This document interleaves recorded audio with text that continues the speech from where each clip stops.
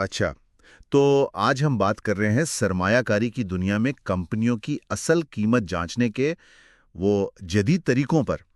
ये बिल्कुल ऐसे है जैसे आप लाहौर से स्कर्दू जा रहे हो। मंजिल तो फौरन नहीं दिखती, है ना? मगर नक्शे पर भरोसा होता है। जी बिल्कुल। और आज हमारे जराए भी कुछ ऐसे ही हैं। वो उसी रोड ट्रिप की मिसाल से ये मुश्किल मालियाती चीजें समझाते हैं। तो आज उन जराए की रोशनी में देखते हैं कि कंपनी की असल कदर कैसे पता चले, जो मार्केट के रोजमर्रा के शोर से अलग हो। बिल्कुल, मकसद यही है कि समझें कि कारोबार की अंदरूनी कीमत मतलब इंट्रिंसिक वैल्यू क्या है और ये तकनीकें कैसे हमारे नक्शे और कंपास का काम देती हैं। ठीक है, तो चलें सफर शुरू करते हैं। जी। पहला कदम है अंदरूनी कदर, इंट्रिंसिक वैल्यू को समझना। ये समझे कि आपका ज़हनी जीपीएस है। ये बताता है कंपनी असल में कितने की है। मार्केट प्राइस तो वो जीटी रोड के ट्रैफिक की तरह है, कभी तेज, कभी रुका हुआ शोर शराबा। सही कहा। जबकि अंदरूनी कदर जो है वो एक साफ फिजाई रास्ता है, ऊपर से नजर आने वाला। ये वो बुनियादी कीमत है जो बिजनेस की कैश बनाने की सलाहियत पर मुनहसर है, ना कि इस पर कि आज भीड़ क्या सोच रही है। इसको जानने के लिए सवाल ये पूछना पड़ता है कि अगर मैं पूरी कंपनी खरीद लूं तो ये मुझे सारी जिंदगी हर साल कितना कैश देगी। यानी गाड़ी की पेंट नहीं, इंजन देखना है। बिल्कुल। वॉरेन बफेट इसीलिए इसे अक्ली सरमायाकारी का लंगर कहते हैं। लेकिन ये इंजन की ताकत का अंदाजा लगाना, ये तो मुश्किल होगा। मार्केट प्राइस तो सामने दिख रही होती है, अंदरूनी कदर कैसे जाने? हाँ, ये अच्छा सवाल है। आसान नहीं है। इसीलिए तो ज्यादातर लोग मार्केट प्राइस पर ही ध्यान देते हैं। अंदरूनी कदर के लिए गहराई में जाना पड़ता है। कंपनी की माली हालत, मुस्तकबिल के इम्कानात, कैश फ्लो, ये सब समझना पड़ता है। अच्छा, और यहीं पर हमारे वो अगले औजार काम आते हैं। ठीक है। तो अगला पड़ाव समझें फाइनेंस की बाबूसर टॉप, यानी डिस्काउंटेड कैश फ्लो या डीसीएफ। जैसे बाबूसर की चढ़ाई है, आहिस्ता आहिस्ता समझ आती है। ऊपर जाएं तो हवा कम, मंजर शायद धुंधला भी हो, लेकिन हर मोड़ के साथ रास्ते का अंदाजा बेहतर होता जाता है। डीसीएफ भी ऐसे ही है। बिल्कुल ठीक कहा आपने। डीसीएफ यही करता है। वो मुस्तकबिल में कंपनी जो कैश कमाएगी ना, जी। उसकी आज की कीमत निकालता है। मतलब आज के रुपए में उसकी क्या कदर है। फॉर्मूला कुछ ऐसा है: value is equal to sigma cash flow T 1+R whole T. अच्छा। यहाँ हर टी मुस्तकबिल का एक साल है। सफर का एक मोड़ समझ लें। जितना आगे का साल उतनी पेशगोई मुश्किल। जैसे बाबूसर पर ऊंचाई पर धुंध में अगला मोड़ देखना। और ये आर क्या चीज है इस फॉर्मूले में? आपने कहा था ऑक्सीजन लेवल। ये दिलचस्प बात है। जी, आर है आपकी मतलूबा मुनाफे की शरह, रिक्वायर्ड रेट ऑफ रिटर्न।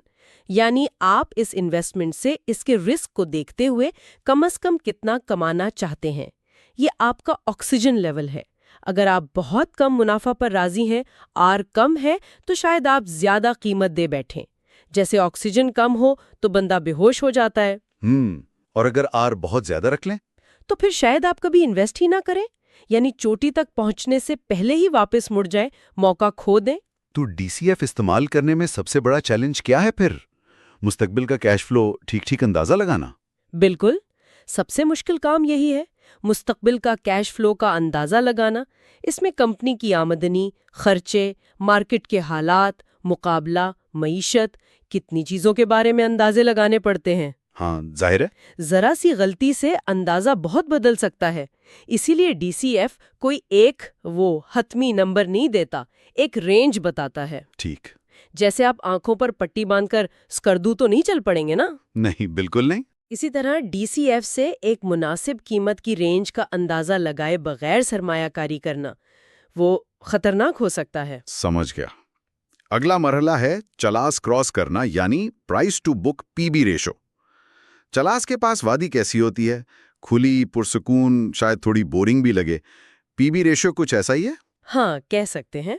ये कंपनी की मार्केट कीमत का मुवाजना करता है उसकी बुक वैल्यू से। बुक वैल्यू यानी बैलेंस शीट पर जो उसके खालिस असासों की कीमत लिखी है। इसका मतलब क्या है? अगर ये 1 से कम हो या ज्यादा हो? देखें, अगर पीबी 1 से कम है तो इसका मतलब है मार्केट कंपनी को उसके पुर्जों की कीमत से भी सस्ता बेच रही है। अच्छा। اور اگر ایک سے زیادہ ہے تو آپ صرف اثاثوں کے لیے نہیں دے رہے، آپ کمپنی کے نام، اس کی مینجمنٹ یا مستقبل میں ترقی کے لیے ایکسٹرا پیسے، پریمیم دے رہے ہیں۔ Pakistan stock exchange P S x میں اس کی کوئی مثالیں ہیں کہ کون سی کمپنیاں کم پی بی پر ہوتی ہیں، کون سی زیادہ پر؟ بک ویلیو کے آس پاس ہی ٹریڈ ہوتے ہیں، مطلب پی بی تقریباً 1۔ کیوں؟ کیونکہ ان کے جو اثاثے ہیں جیسے لونز، ڈپازٹس، وہ وقتاً فوقتاً مارکیٹ ویلیو پر آتے رہتے ہیں، مارک ٹو مارکیٹ ہوتے ہیں۔ دوسری طرف فرٹیلائزر یا سیمنٹ کمپنیاں دیکھیں، وہ اکثر 2 گنا 3 گنا بک ویلیو پر ہوتی ہیں، اچھا، کیونکہ سرمایہ کار ان سے لمبے عرصے تک منافع کی امید رکھتے ہیں، اور یہ بھی کہ مہنگائی کی وجہ سے ان کے پلانٹس وغیرہ کی قیمت بڑھے گی۔ لیکن کیا کم پی بی ہمیشہ اچھا ہوتا ہے؟ مطلب سستا مل رہا ہے تو خرید لو، کہیں یہ ویلیو ٹریپ تو نہیں کہ سستا ہونے کی کوئی وجہ ہو؟ آپ نے بہت اہم نقطہ اٹھایا۔ بالکل، کم پی بی خود بخود خریدنے کا سگنل نہیں ہے، یہ صرف ایک اشارہ ہے کہ بھئی ذرا اور تحقیق کرو۔ ہو سکتا ہے کمپنی کے اثاثے پرانے ہو گئے ہوں، یا منافع گر رہا ہو، یا قرض بہت زیادہ ہو۔ تو پی بی کو دوسرے میٹرکس کے ساتھ ملا کر دیکھنا پڑتا ہے، اکیلا کافی نہیں۔ جیسے چلاس سے نکلتے ہوئے ایکسیلریٹر کو بیلنس رکھنا ہے، نہ بہت تیز نہ بہت آہستہ۔ بالکل، پی وی اس بیلنس کو سمجھنے میں مدد کرتا ہے۔ بہت خوب۔ اب آتے ہیں ایک اور اہم موڑ پر، جگلوٹ جنکشن یعنی ریٹرن آن ایکویٹی۔ جگلوٹ جہاں 3 دریا ملتے ہیں، سندھ، گلگٹ اور اسکردو روڈ، یہاں سمت کا فیصلہ اہم ہے نا؟ آر او ای بھی ایسا ہی ہے، منافع، کارکردگی اور شیئر ہولڈر ویلیو کا سنگم۔ جی، آر او ای کا فارمولا سادہ ہے، نیٹ پروفٹ کو شیئر ہولڈرز ایکویٹی سے تقسیم کریں۔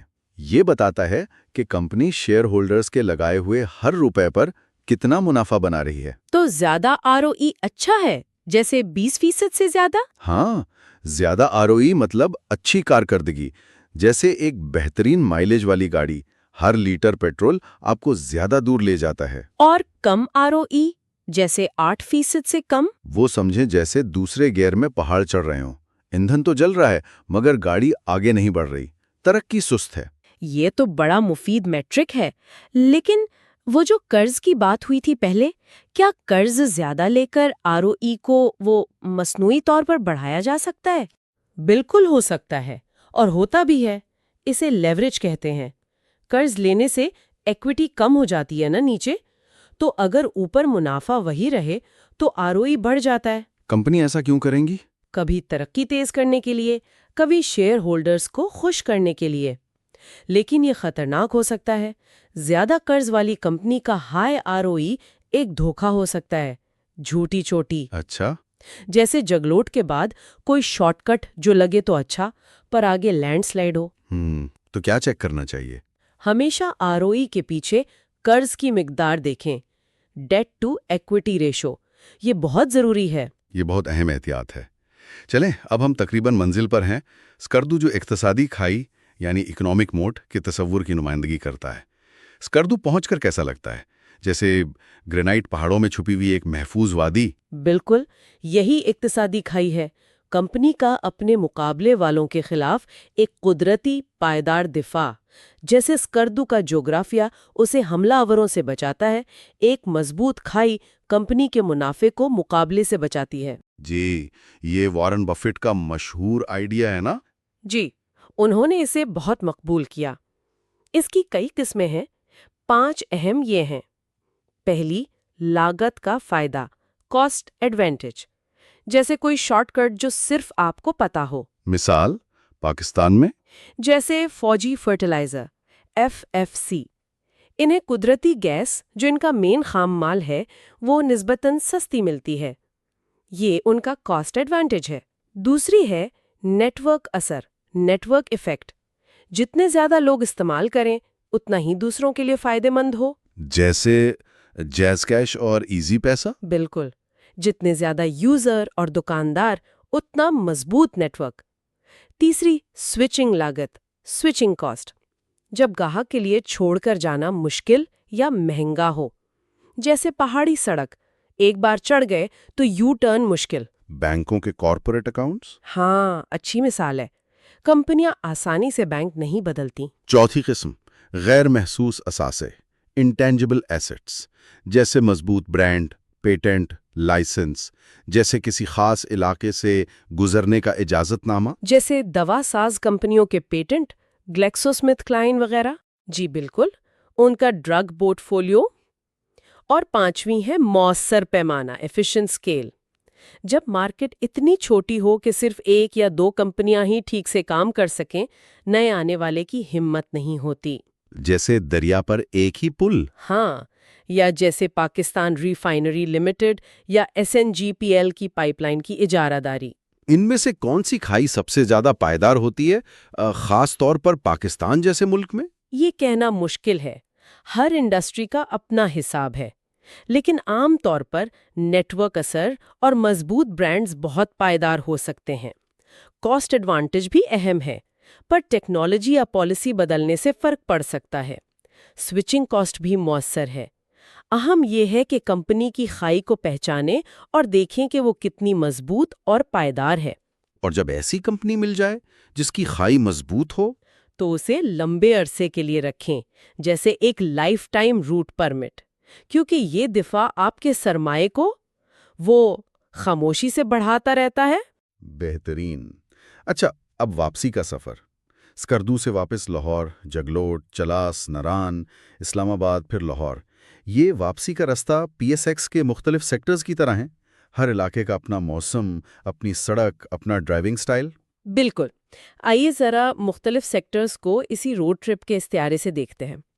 पहला, फार्मा सेक्टर। समझे नारायण झील जैसा, खूबसूरत, पुरकशिश, मगर मौसम का भरोसा नहीं।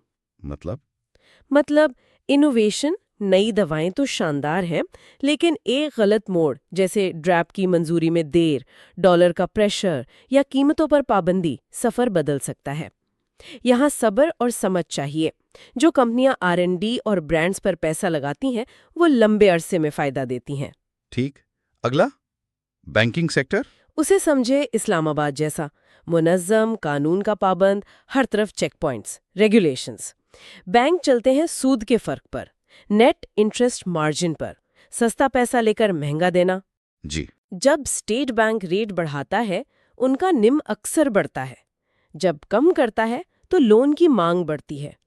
समझदार सरमायाकार स्टेट बैंक की पॉलिसी पर नजर रखते हैं। और फर्टिलाइजर सेक्टर? वो चलास का मैदान समझ लें, हमवार, काबिले एतबार, मुस्तहकम कैश फ्लो। गैस सब्सिडी, किसानों की मांग, यूरिया की कीमतें, ये सब मौसम की तरह असरअंदाज होते हैं। ये कंपनियां अक्सर अच्छा डिविडेंड देती हैं। जैसे रास्ते में रेस्ट स्टॉप्स आते हैं ना, बार बार और ताजगी वाले, FSC जैसी कंपनियां यहाँ मजबूत हैं। फिर है सीमेंट और तामीरात। ये कैसा है? ये बाबूसर की चढ़ाई है। खड़ी, चक्राती, यानी मईशत से बहुत जुड़ी हुई और कभी-कभी सनसनीखेज। हुकूमती मंसूबे, PSDP या हाउसिंग बूम आए तो मांग बढ़ जाती है। लेकिन कोयले की कीमत, शराह सूद, ये फैसला करते हैं कि आप ऊपर जाएंगे या रेंगेंगे। बगैर खाई वाला सीमेंट स्टॉक, वो समझे बाबूसर पर पुरानी मेहरान। मुमकिन है, पर मुश्किल। इंजीनियरिंग और ऑटो सेक्टर? ये स्कर्दू पुल जैसा है, इंफ्रास्ट्रक्चर और दरामदात पर मुनहसिर। रुपया मुस्तहकम हो, पॉलिसी मकामी पैदावार के हक में हो, तो ये सेक्टर हाइलस की तरह भाग सकता है। लेकिन टाइमिंग बहुत अहम है। आखिर में पावर और एनर्जी? ये जगलोट डैम जैसा है। बहुत सरमाया चाहिए, लेकिन दिफाई है। मुनाफा लंबे मुआहिदों से आहिस्ता मगर मुस्तकिल आता है। अगर टैरिफ महंगाई से जुड़ा हो, तो डिविडेंड के लिए अच्छा है। SNGPL जैसी कंपनियां भी इसी में आती हैं। ये तो बहुत अच्छा तज्जिया हो गया सेक्टर्स का। अब जैसे सफ़र में जगह जगह रुककर गाड़ी चेक करते हैं, ईंधन देखते हैं, वैसे ही सरमायाकारी में भी वैल्यूएशन मैट्रिक्स की एक चेकलिस्ट होनी चाहिए। क्या क्या पूछना ज़रूरी है? बिल्कुल, ये हर इस स्टॉप पर गाड़ी चेक करने जैसा है। मुख्तसरन ये है: अंदरूनी कदर, असल कीमत क्या है? GPS मंजिल, DCF मुस्तकबिल की कमाई की आज क्या कदर? ईंधन की मंसूबाबंदी, PB मार्केट कीमत असासों के मुकाबले में कैसी? गाड़ी बमुकाबला लोहा, ROE सरमाए पर मुनाफा कितना? گاڑی کی مائلیج، اقتصادی کھائی، مقابلے کی صلاحیت کیسی، علاقے کا دفاع اور سیکٹوریل تفہم، موسم کیسا، سفر کی رفتار اور آرام۔ سفر میں غیر متوقع چیزیں بھی ہوتی ہیں، دھند، لینڈ سلائیڈز، یعنی مارکیٹ کے جذبات، گھبراہٹ، جیسے ناران اور بابوسر کے بیچ اچانک دھند آ جائے۔ مارکیٹ کریش میں بھی ایسا ہی ہوتا ہے، ایسے میں کیا کریں؟ ایسے میں گھبرا کر بریک نہیں مارنی، اپنے ویلیویشن ٹولز پر بھروسہ کرنا ہے۔ اگر آپ کو کمپنی کی اندرونی قدر کا اندازہ ہے تو آپ اس وقت خریدنے کا سوچ سکتے ہیں جب دوسرے ڈر کر بیچ رہے ہوں، کیونکہ اکثر اچھے موقع ایسے ہی وقت میں ملتے ہیں۔ پیٹر لنچ نے کہا تھا نا، کساد بازاری آتی ہے، مارکیٹ گرتی ہے۔ اگر آپ یہ نہیں سمجھتے کہ ایسا ہوگا تو آپ تیار نہیں ہیں۔ تیاری کا مطلب ہے اپنے تجزیے پر یقین۔ جی، جذبات سے نہیں، نظم و ضبط سے چلنا ہے۔ D C F, P B اور آر او ای کو دھن میں ہیڈ لائٹ سمجھیں۔ لیکن کیا ایک بار ویلیویشن کر لی تو کافی ہے، یا بار بار دیکھنا پڑتا ہے، جیسے فیول گیج؟ بالکل، آپ کا نقطہ درست ہے۔ جیسے چلاس اور ناران میں فیول چیک کیا، ویسے ہی ہر 6 سے 12 مہینے میں ویلیویشن کا جائزہ ضروری ہے۔ مارکیٹ بدلتی ہے، شرح سود بدلتی ہے، کمپنیاں خود بدلتی ہیں۔ تو آپ کے ڈی سی ایف کو نئی معلومات سے اپ ڈیٹ کریں، پی بی کو نئی اثاثہ قیمتوں سے دیکھیں، آر او ای کی پائیداری چیک کریں۔ لمبی سرمایہ کاری اندھا بھروسہ نہیں، یہ وقتاً فوقتاً دیکھ بھال ہے۔ انجن ہر سفر میں نہیں بدلتے، پر تیل، پانی، ٹائر پریشر تو چیک کرتے ہیں نا۔ صحیح۔ تو اب سفر کا اختتام ہے، لاہور کی طرف آخری ڈھلان، پہاڑ پیچھے، ٹریفک واپس۔ اس پورے سفر سے، اس ویلیویشن کے تجزیے سے کیا اہم سبق ملے؟ میرے خیال میں 2 باتیں بہت واضح ہیں۔ ایک، ویلیویشن سمت بتاتی ہے، اس کے بغیر آپ بس بے مقصد گھوم رہے ہیں۔ دوسری، سیکٹرز علاقے ہیں، ہر علاقے کا اپنا مزاج، اپنی ضرورتیں، وہاں الگ طریقے سے چلنا پڑتا ہے۔ اور یہ دونوں مل کر سرمایہ کاری کو صرف پیسہ لگانا نہیں، بلکہ ایک حکمت اور نظم و ضبط کی مہم بنا دیتے۔ بالکل۔ تو نتیجہ یہ کہ اگلی بار جب مارکیٹ میں طوفان آئے گا، بابو سر پر برفانی طوفان جیسا، تو شاید گھبراہٹ کم ہوگی، کیونکہ آپ کو اپنا راستہ، ویلیویشن، اپنی گاڑی، کمپنی اور اپنی منزل، مقاصد پتہ ہوں گے۔ بالکل۔ تو پی ایس ایکس سرمایہ کاروں کے لیے خلاصہ یہ ہے: اندرونی قدر سمجھیں، منزل جانیں، ڈی سی ایف استعمال کریں، راستے کا نقشہ، پی بی اور آر او ای دیکھیں، انجن کی صحت، مائلیج، اقتصادی کھائی تلاش کریں، محفوظ راستہ، سیکٹرز کو سمجھیں، علاقے کا احترام اور جائزہ لیں، نظم و ضبط رکھیں، نہ خوشی میں اوور سپیڈ، نہ ڈر میں بریک۔ اور آخر میں ایک خیال جو سننے والوں کے لیے چھوڑتے ہیں، یہ جو 2400 کلومیٹر کا خیالی سفر تھا لاہور سے اسکردو اور واپس، یہ پی ایس ایکس سرمایہ کاری کا ایک بہترین استعارہ ہے۔ اصل منزل کوئی قیمت نہیں، بلکہ وقت کے ساتھ سرمایہ کو بڑھا کر مالی آزادی ہے۔ اس سفر کا ہر موڑ صبر سکھاتا ہے، ہر چڑھائی یقین آزماتی ہے، اور ہر وادی نظم و ضبط کا انعام دیتی ہے۔ تو راستے پر رہیں، اپنے تجزیے پر بھروسہ کریں، علاقے کا احترام کریں، اور کون جانے 2047 تک آپ صرف اسکردو نہ پہنچیں، بلکہ شاید اس ہائی وے کے مالک بن جائیں۔ یہ سوچنے کی بات ہے کہ لمبی، منظم اور باخبر سرمایہ کاری کیا کچھ نہیں کر سکتی۔